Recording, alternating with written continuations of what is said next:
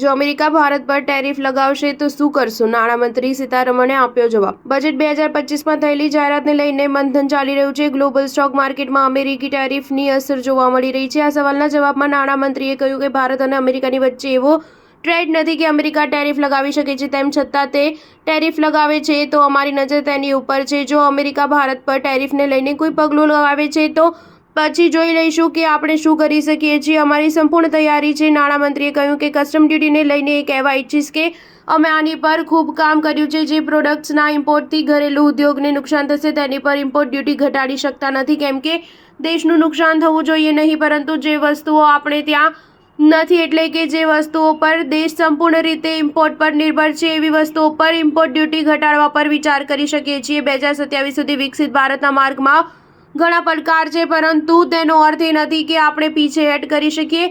ખાસ કરીને ઘણા ગ્લોબલ પડકાર છે, તેમ છતાં લક્ષ્યની તરફ આગળ વધી રહ્યા છે. એ ઉલ્લેખનીય છે કે અમેરિકાએ ચીનથી આયાત થનારી તમામ વસ્તુઓ પર 10% ટેરિફ લગાવ્યું છે. જવાબમાં અમેરિકાએ કોલસો અને એલએનજી પર 15% ટેરિફ તથા કાચું તેલ, કૃષિ મશીનરી, મોટી કારો અને પિકઅપ ટ્રકો પર 10% ટેરિફ લગાવ્યો છે. જોકે અમેરિકાએ હજુ કેનેડા પર ટેરિફ લગાવવાના નિર્ણયને રોક્યો છે. સ્ટાર ન્યૂઝ 7 હંમેશા સચ્ચાઈની સાથે.